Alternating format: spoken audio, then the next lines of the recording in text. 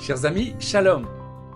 Dans les vidéos précédentes, nous avons vu comment l'Église est née au cœur d'Israël, comment elle s'en est progressivement éloignée pendant plus d'un millénaire et comment la Réforme a restauré l'autorité de la Bible sans encore restaurer la place d'Israël. Dans cette vidéo, nous entrons dans une période charnière, une époque où peu à peu, des chrétiens commencent à redécouvrir une vérité longtemps oubliée. Israël n'est pas terminé et Dieu n'a jamais annulé son alliance. Du XVIIe au XIXe siècle, un réveil prophétique discret mais profondément puissant commence à émerger. Une Bible ouverte, mais un angle mort. La Réforme a remis la Bible entre les mains du peuple. C'est une révolution spirituelle majeure. Mais pendant encore 2 siècles, la majorité des chrétiens vont lire les prophètes sans vraiment penser à Israël. On lit alors les promesses de retour et de restauration de la terre, de Jérusalem, mais on les applique presque toujours symboliquement à l'Église. Israël reste un angle mort. Un grand voile couvre encore la compréhension du plan de Dieu. Et jusqu'au jour où des croyants osent relire les prophètes autrement. Les premières questions prophétiques. Au XVIIe siècle, en Angleterre, en Hollande et en Allemagne, des chrétiens osent poser la question: et si les promesses faites à Israël étaient littérales? Et si Dieu allait réellement ramener le peuple juif sur sa terre? Cette question n'est pas nouvelle, elle était déjà sur les lèvres des apôtres eux-mêmes. Acte 1, versets 6 à 7. Seigneur, est-ce à ce moment-là que tu rétabliras le royaume pour Israël? Il leur répondit, ce n'est pas à vous de connaître les temps ou les moments que le Père a fixés de sa propre autorité. Jésus ne nie pas la restauration d'Israël, il en précise seulement le calendrier. Les croyants du XVIIe siècle commencent alors à lire la Bible sans filtre. Ils voient clairement un peuple réel, une terre réelle, un retour réel.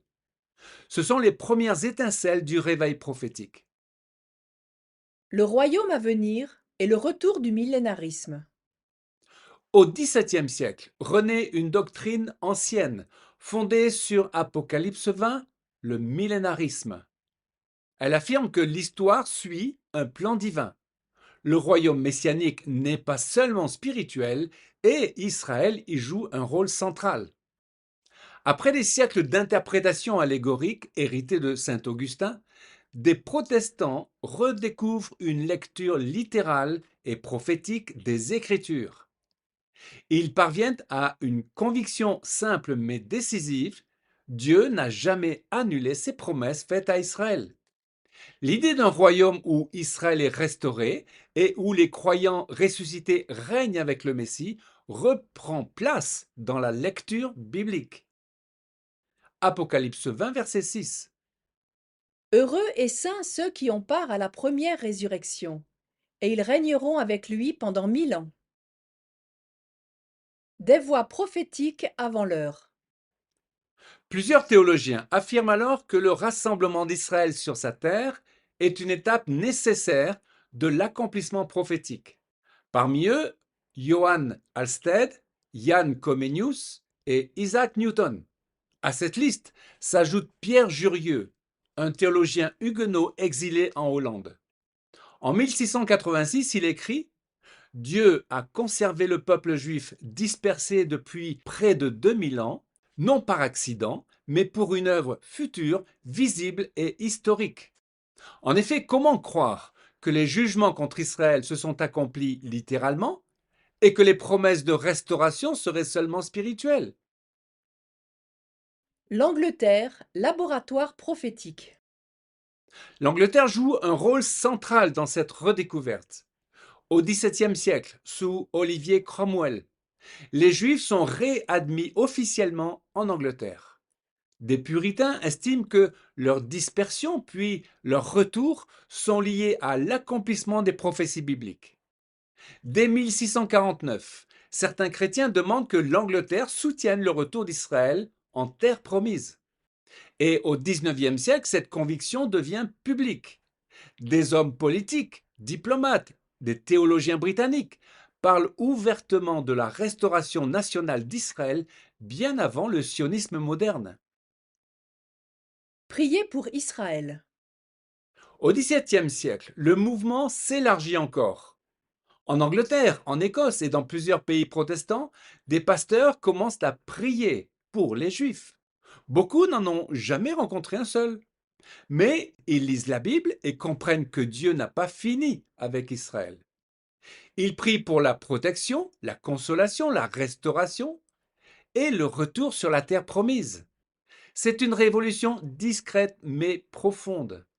Et parmi ces pionniers, les frères moraves jouent un rôle absolument majeur. Au XVIIe siècle, sous l'impulsion du comte Zinzendorf, ils lancent une prière ininterrompue, 24 heures sur 24, pendant plus de 100 ans. Et au cœur de cette prière, il y a Israël. Ils croient que Dieu est fidèle à ses alliances, les promesses faites à Israël sont irrévocables et que l'histoire avance selon le calendrier de Dieu. Ils préparent des générations entières à comprendre Israël bibliquement. L'explosion du réveil prophétique. Au XIXe siècle, le mouvement s'intensifie. En Europe, en Amérique, de plus en plus de chrétiens relisent les prophètes littéralement. Ils lisent Ézéchiel, qui annonce le rassemblement d'Israël sur sa terre, Zacharie, qui parle de Jérusalem comme une ville réelle, Ésaïe, qui proclame la consolation d'Israël, Amos, qui annonce un pays rebâti et replanté. Ils découvrent également Jérémie, Osée, Michée, et peu à peu, une conviction s'impose. Ces promesses n'ont jamais été annulées. Et pour la première fois depuis près de 16 siècles, des chrétiens osent se conformer aux prophètes. Amos 9, verset 14. Je ramènerai les captifs de mon peuple d'Israël. Ils rebâtiront les villes dévastées et les habiteront. Ils planteront des vignes et en boiront le vin. Structure théologique et figure clé. Au XIXe siècle, John Darby clarifie la chronologie prémillénariste. Il affirme clairement que Dieu a un plan pour Israël et Dieu a un plan pour l'Église. D'autres figures marquent cette époque. John Wesley et les méthodistes, Charles Spurgeon qui proclame le retour des Juifs en Israël, Lord Shaftesbury qui plaide politiquement pour ce retour, et William Eshler qui reconnaît dans l'action de Théodore Herzl l'accomplissement même des prophéties bibliques. La contre-offensive, le rejet de la révélation. Tous ne reviennent pas à la Bible.